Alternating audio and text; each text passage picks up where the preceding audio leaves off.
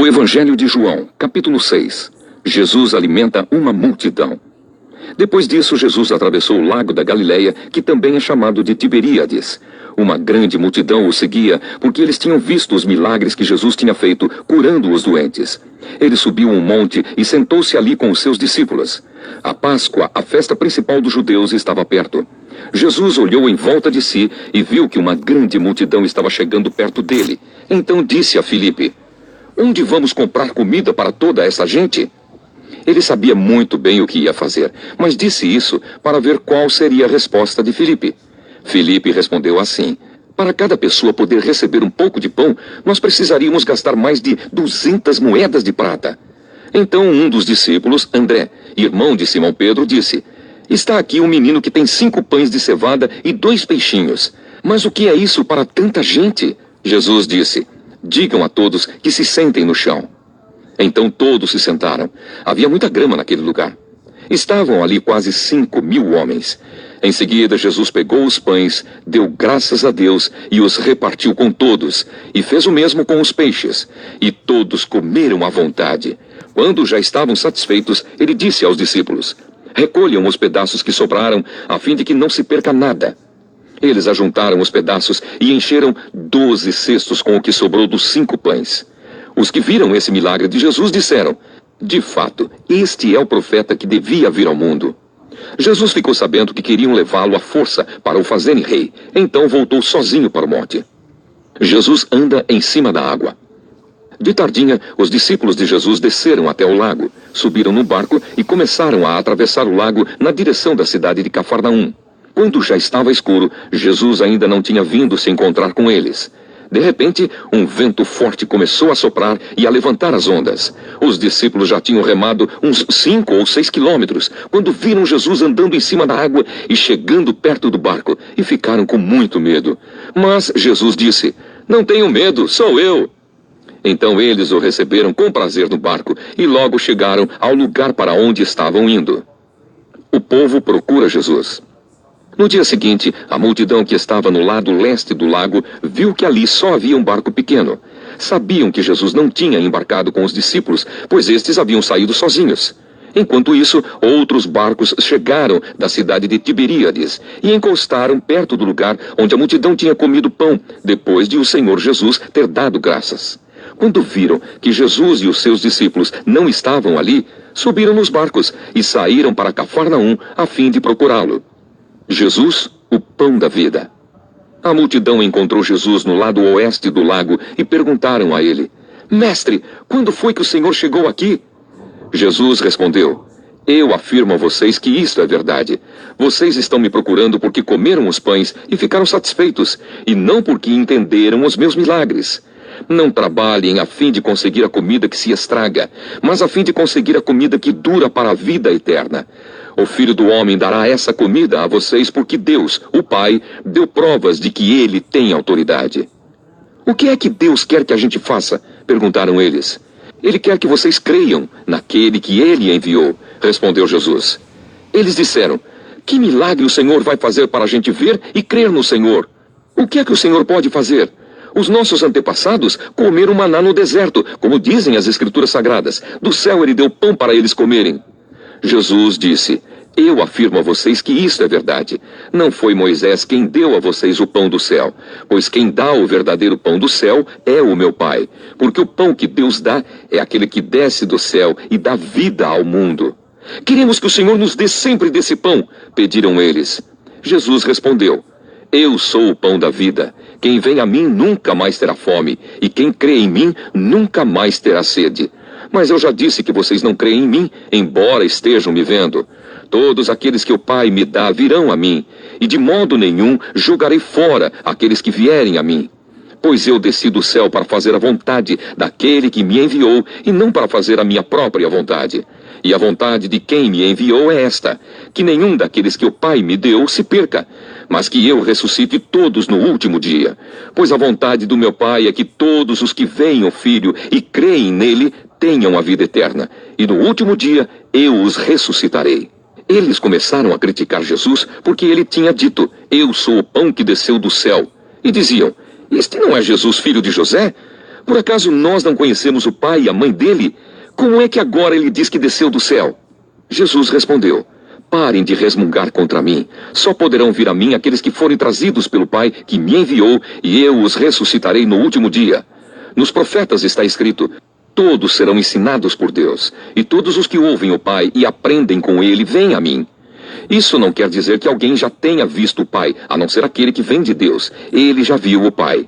Eu afirmo a vocês que isto é verdade. Quem crê tem a vida eterna. Eu sou o pão da vida. Os antepassados de vocês comeram o maná no deserto, mas morreram. Aqui está o pão que desce do céu, e quem comer desse pão nunca morrerá. Eu sou o pão vivo que desceu do céu. Se alguém comer desse pão, viverá para sempre. E o pão que eu darei para que o mundo tenha vida é a minha carne. Aí eles começaram a discutir entre si e perguntavam: como é que este homem pode dar a sua própria carne para a gente comer?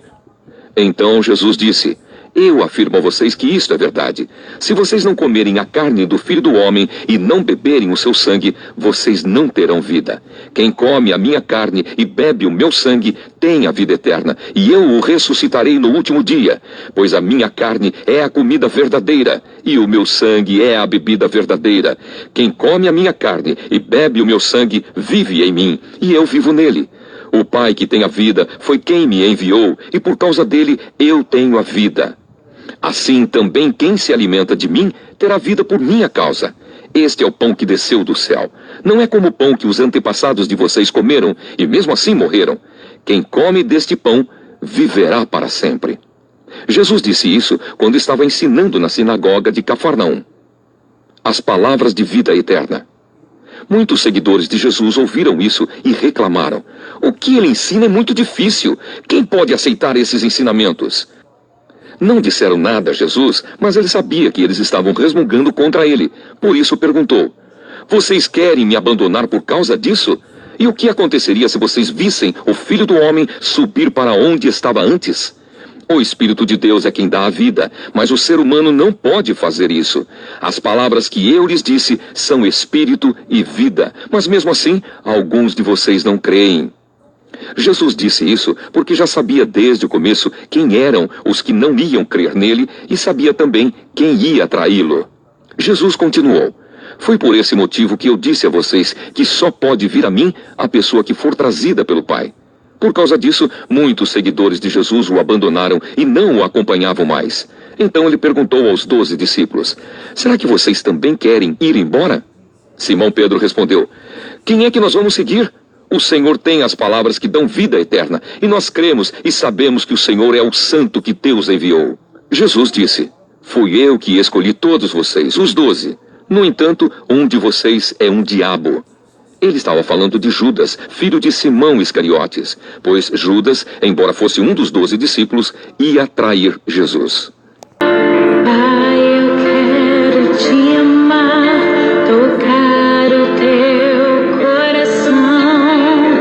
Resumindo e explicando, o grande ensinamento de toda a cena está no fato de que não é preciso muito dinheiro para comprar comida para o povo. É preciso simplesmente dar e repartir entre todos o pouco que cada um possui. Jesus projeta nova sociedade, onde o comércio é substituído pelo bom e a posse pela partilha. Mas, para que isso realmente aconteça, é preciso organizar o povo. Dando e repartindo, todos ficam satisfeitos, e ainda sobra muita coisa. Jesus propõe a missão da sua comunidade: ser sinal do amor generoso de Deus, assegurando para todos a possibilidade de subsistência e dignidade. A segurança da subsistência não está no muito que poucos possuem e retêm para si, mas no pouco de cada um que é repartido entre todos. A garantia da dignidade não se encontra no poder de um líder que manda, mas no serviço de cada um que organiza a comunidade para o bem de todos. A proposta de Jesus não é entendida pela multidão e é mal interpretada pelos discípulos. A multidão quer fazê-lo rei, o Messias da abundância. Os discípulos se retiram, talvez pretendendo voltar à vida de antes. Jesus vai ao encontro deles, e a crise é superada, embora não completamente resolvida. A multidão procura Jesus, desejando continuar na situação de abundância, isto é, governada por um líder político que decide e providencia tudo, sem exigir esforço. Jesus mostra que essa não é a solução. É preciso buscar a vida plena, mas isso exige o empenho do homem. Além do alimento que sustenta a vida material, é necessária a adesão pessoal a Jesus para que essa vida se torne definitiva. Pedindo um milagre como o do maná do deserto, a multidão impõe condições para aceitar Jesus. Mas o desejo da multidão fica sem efeito, se ela não se compromete com Jesus, o pão da vida que dura para sempre. Jesus se apresenta como aquele que veio de Deus para dar a vida definitiva aos homens. Seus adversários não admitem que um homem possa ter origem divina e, portanto, possa dar a vida definitiva. A vida definitiva se encontra justamente na condição humana de Jesus, carne. Jesus é o Filho de Deus que se encarnou para dar vida aos homens, isto é, para viver em favor dos homens. A vida definitiva começa quando os homens, comprometendo-se com Jesus, aceitam a própria condição humana e vivem em favor dos outros. E Jesus dá um passo além. Ele vai oferecer sua própria vida, carne e sangue, em favor dos homens. Por isso, o compromisso com Jesus exige que também o fiel esteja disposto a dar a própria vida em favor dos outros. A caridade é o sacramento que manifesta eficazmente na comunidade esse compromisso com a encarnação e a morte de Jesus. As palavras de Jesus provocam resistência e desistência até entre os discípulos. Muitos conservam a ideia de um Messias rei, e não querem seguir Jesus até a morte, entendida por eles como fracasso. E não assumem a fé por medo de se comprometerem. Os 12 apóstolos, porém, aceitam a proposta de Jesus e o reconhecem como o Messias, dando-lhe sua adesão e aceitando suas exigências.